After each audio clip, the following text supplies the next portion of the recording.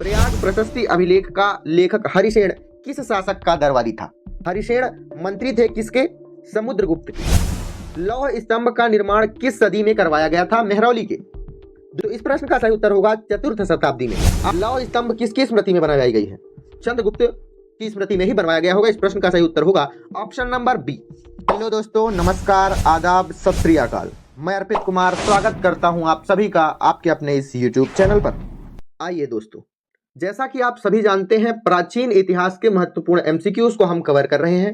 हमारा टॉपिक चल रहा है ऐतिहासिक स्रोत। हर वीडियो में हम 10 प्रश्नों को आपके सामने लेकर उपस्थित होते हैं और आपसे आशा होती है आप पिछले 10 प्रश्नों को जरूर पढ़कर आए होंगे।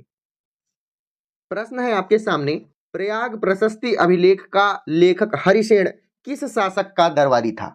हरिसेन किस शासक का दरबारी था? सबसे पहली बात, हरिसेन यह संस्कृत कवि थे, संस्कृत भाषा के कवि थे और यह मंत्री थे। हरिसेन मंत्री थे किसके? समुद्रगुप्त के। इस प्रश्न का सही उत्तर होगा option number A, Samudragupta. Sanskrit भाषा के कवि थे, मंत्री थे। इन्होंने प्रयाग प्रशस्ति की रचना की है। प्रयाग प्रशस्ति की रचना किसके द्वारा की गई है? हरिसेन के द्वारा। प्रयाग प्रशस्ति में है क्या?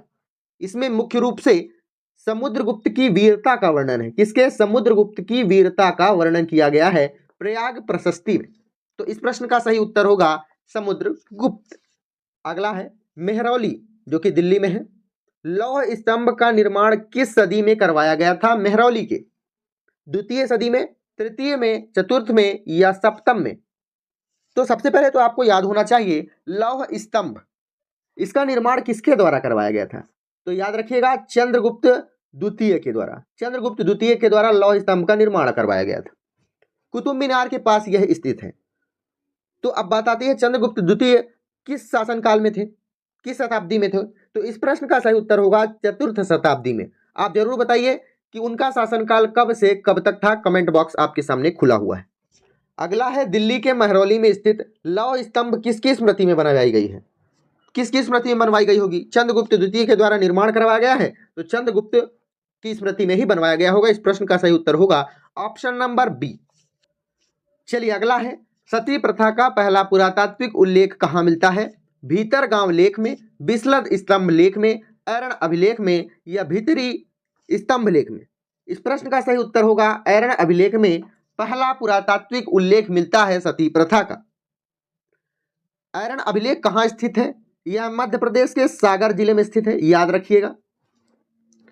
इस अभिलेख का दूसरा नाम क्या है? भानुगुप्त अभिलेख के नाम से भी इसे जाना जाता है। भानुगुप्त अभिलेख। इसकी रचना कब करवाई गई?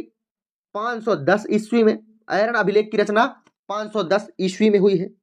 चलिए अगला प्रश्न देख लेते हैं। अगला है, ऐरण अभिलेख का संबंध किस शासक से है? मैंने आपको बताया इस अभिलेख का नाम ही भानुगुप्त अभिलेख है। साथ में याद रखिएगा ऐरण को सती अभिलेख के नाम से भी जाना जाता है। क्यों? क्योंकि भानुगुप्त का जो मंत्री था, जिसका नाम था गोपराज, गोपराज की पत्नी यहां इस स्थान पर सती हो गई थी, इसीलिए इसका नाम सती अभिलेख के रूप में भी जाना जाता है। अगला है, ऐहोल प्रशस्ति व रचयिता रविकीर्ति किस चालुक्य शासक का दरबारी था? रविकीर्ति किस चालुक्य शासक का दरबारी था? इस प्रश्न का उत्तर होगा पुलकेशिन द्वितीय का। ऐहोल प्रशस्ति अभिलेख में पुलकेशिन द्वितीय के विजयों का वर्णन किया गया है। किसके विजयों का वर्णन? पुलकेशिन द्वितीय के। ऐहोल प्रशस्ति जो है यह किस भाषा में लिखी गई है? यह संस्कृत काव्य है। यह एक संस्कृत काव्य है। इसकी रचना रविकीर्ति के द्वारा की गई है। कब? 634 ईस्वी में ऐहोल प्रशस्ति की रचना की गई है रविकीर्ति के द्वारा। हर्ष एवं पुलकेशिन द्वितीय के मध्य हुए संघर्ष की जानकारी कहां से मिलती है? हर्षवर्धन और पुलकेशिन द्वितीय, इन दोनों के बीच में जो संघर्ष हुआ था उसकी जानकारी कहां मिलती है? उसकी जानकारी मिलती है ऑप्शन नंबर ए, ऐहोल अभिलेख में। मैंने पिछले प्रश्न में आपको बताया कि जितनी भी विजयों की जानकारी है पुलकेशिन द्वितीय की, वह सब कहां मिलती है? ऐहोल अभिलेख में। अर्थात पुलकेशिन द्वितीय इस युद्ध में जीता होगा हर्षवर्धन से। अगला है, कवि कालिदास के नाम का उल्लेख कहाँ हुआ है? इलाहाबाद स्तंभ लेख में, एहोल के उत्कीर्ण अभिलेख में, या आलापाडू नामक लेख में, या फिर हनुम कोंडा उत्कीर्ण लेख में। तो जो कवि कालिदास के नाम का वर्णन किया गया है एहोल के उत्कीर्ण अभिलेख में। इस प्रश्न का सही उत्तर होगा ऑप्शन नंबर बी। अगला है, अभिलेखों को ऐतिहासिक प्रकथन के साथ प्रारंभ करने की परंपरा का सूत्रपात किसने किया? इस प्रश्न का सही उत्तर है राजराजा प्रथम ने। यह चोल वंश का राजा था, राजराजा प्रथम। इसका शासनकाल 985 ईस्वी से लेकर 1014 ईस्वी तक रहा है, याद रखिएगा। अगला प्रश्न क्या है?